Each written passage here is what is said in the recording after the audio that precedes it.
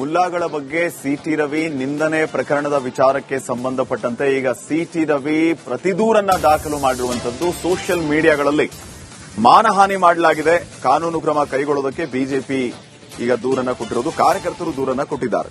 ಮುದಾಸಿರ್ ಪಾಷಾ ವಿರುದ್ಧವೂ ಕೂಡ ದೂರನ್ನ ನೀಡಿದ್ದಾರೆ ಸಿಟಿ ರವಿ. ಸಿಟಿ ರವಿ ವಿರುದ್ಧ ದೂರು ನೀಡಿದ್ದು ಮುದಾಸಿರ್ ಪಾಷಾ. ಈಗ ಮುದಾಸಿರ್ ಪಾಷಾ ವಿರುದ್ಧ ಸಿಟಿ ರವಿ ಅವರು ಕೂಡ ದೂರನ್ನ ನೀಡಿದ್ದಾರೆ. ಸಾಮಾಜಿಕ ಜಾಲತಾಣದಲ್ಲಿ ಮಾನಹಾನಿ ಮಾಡಲಾಗಿದೆ, ಕಾನೂನು ಕ್ರಮ ತಗೋಬೇಕು ಅಂತ ಹೇಳಿ ದೂರನ್ನ ಕೊಟ್ಟಿರೋದು. ದೂರುದಾರರ ವಿರುದ್ಧವೇ ಪ್ರತಿದೂರನ್ನ ದಾಖಲು ಮಾಡಲಾಗಿದೆ. ಚಿಕ್ಕಮಗಳೂರು ನಗರ ಠಾಣೆಗೆ ಸಿಟಿ ರವಿ ಅವರು ದೂರನ್ನ ಕೊಟ್ಟಿದ್ದಾರೆ.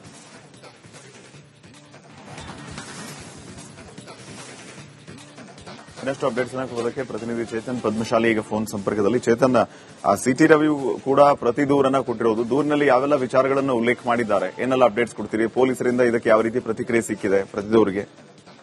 ಶ್ರೀಪಾದ್, ಏನೊಂದು ಈ ಒಂದು ಮುಲ್ಲಾ ಹೇಳಿಕೆಗೆ ಸಂಬಂಧಪಟ್ಟಂತೆ ಈಗಾಗಲೇ ಸಿಟಿ ರವಿ ವಿರುದ್ಧ ಒಂದು ಎಫ್ಐಆರ್ ಕೂಡ ದಾಖಲಾಗಿದೆ. ಇದಕ್ಕೆ ಸಂಬಂಧಪಟ್ಟಂತೆ ನೋಟಿಸ್ ಕೂಡ ನೀಡಲಾಗಿದೆ. ಈಗ ಅದಕ್ಕೆ ಪ್ರತಿಯಾಗಿ ಸಿಟಿ ರವಿ ಅವರು 7 ದಿನಗಳ ಕಾಲಾವಕಾಶ ಕೊಡಬೇಕು ಅನ್ನೋ ಮನವಿಯನ್ನ ಪೊಲೀಸರಿಗೆ ಮಾಡಿರೋದು. ಅಂದ್ರೆ ವಿಚಾರಣೆಗೆ ಬರಲಿಕ್ಕೆ 7 ದಿನ ಕಾಲಾವಕಾಶ ಬೇಕು ಅನ್ನೋಂಥದ್ದು ಒಂದಾದ್ರೆ, ಮತ್ತೊಂದು ಏನು ಆ ಎಫ್ಐಆರ್ ಏನ್ ದಾಖಲಾಗಿದೆ, ಜಾಮಿಯಾ ಕಮಿಟಿಯ ಅಧ್ಯಕ್ಷ ಮುದಾಸಿರ್ ಏನಿದ್ದಾರೆ ಅವರು ಸುಳ್ಳು ಪ್ರಕರಣವನ್ನ ನೀಡಿದ್ದಾರೆ, ಸುಳ್ಳು ಹೇಳಿಕೆಗಳನ್ನ ನೀಡಿ ಒಂದು ಎಫ್ಐಆರ್ ಮಾಡಿಸಿದ್ರೆ ಅವ್ರ ವಿರುದ್ಧಲೂ ಕೂಡ ಕ್ರಮ ಆಗಬೇಕು ಅನ್ನೋ ಆಗ್ರಹವನ್ನ ಮಾಡಿ ಒಂದು ದೂರನ್ನು ಕೂಡ ಈಗ ಸದ್ಯಕ್ಕೆ ಪೊಲೀಸರಿಗೆ ನೀಡಿದ್ದಾರೆ.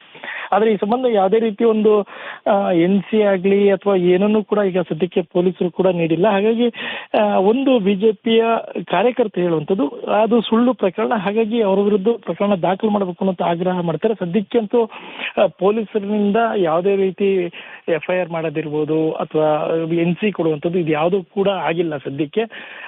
ಒಂದು ವೇಳೆ ಏನಾದರೂ ಇದನ್ನ ಎಫ್ಐಆರ್ ಮಾಡಲೇಬೇಕು ಅನ್ನೋದು ಬಿಜೆಪಿ ಆಗ್ರಹ ಕೂಡ ಇದೆ. ಅಂದ್ರೆ ಮುದಾಸಿರ್ ಅವರು ಏನೋ ಒಂದು ಈಗಾಗಲೇ ಸಿಟಿ ರವಿ ಒಂದು ವಿಡಿಯೋ ಕೂಡ ಬಿಡುಗಡೆ ಮಾಡಿದ್ದಾರೆ. ಅದು ಎಲ್ಲೊಂದ್ ಕಡೆ ಗೊಂದಲ ಇದೆ, ಅದು ಬಿಹಾರ್ನ ವಿಡಿಯೋ ಅನ್ನುವಂಥದ್ದು ಕೂಡ ಆರೋಪ ಕೂಡ ಇದೆ. ಆದ್ರೆ ಈ ಪ್ರಕರಣಕ್ಕೆ ಸಂಬಂಧಪಟ್ಟಂತೆ ಇದೊಂದು ಸುಳ್ಳು ದೂರು ಅನ್ನುವಂಥದ್ದನ್ನೇ ಬಿಜೆಪಿ ವಾದ ಮಾಡ್ತಾ ಇರುವಂತದ್ದು. ಒಂದು ವೇಳೆ ಏನಾದ್ರೂ ಈ ದೂರಿಗೆ ಎಫ್ಐಆರ್ ಮಾಡಿದ್ರೆ ಮುಂದಿನ ಹೋರಾಟವನ್ನು ಕೂಡ ಮಾಡ್ತೀನಿ ಅನ್ನುವಂತ ಮಾತನ್ನ ಈಗ ಸಿಟಿ ರವಿ ಹೇಳಿಲ್ಲ. ಆದ್ರೆ ಕೆಲವೊಂದು ಕಾರ್ಯಕರ್ತರು ಈಗ ಸದ್ಯಕ್ಕೆ ಹೇಳ್ತಾ ಇರುವಂತದ್ದು ಅಂದ್ರೆ ಎಫ್ಐಆರ್ ದಾಖಲಾಗಲೇಬೇಕು, ನಂತರ ಬೇಕಾದ್ರೆ ನೀವು ನೋಟಿಸ್ ಕೊಡಿ, ನೋಟಿಸ್ ನೀಡಿದ ನಂತರ ವಿಚಾರಣೆಗೆ ಹಾಜರುಪಡಿಸಿ ಅಲ್ಲಿ ನೀವು ಯಾವ್ದಾದ್ರು ರೀತಿ ಅದೊಂದು ಬಿ ರಿಪೋರ್ಟ್ ಹಾಕೋದು ಅಥವಾ ಬೇರೆ ಏನಾದ್ರು ಮಾಡಿ.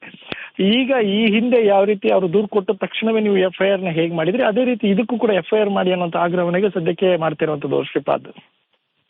ಓಕೆ, ಥ್ಯಾಂಕ್ ಯು ಚೇತನ್ ಮಾಹಿತಿಗೆ.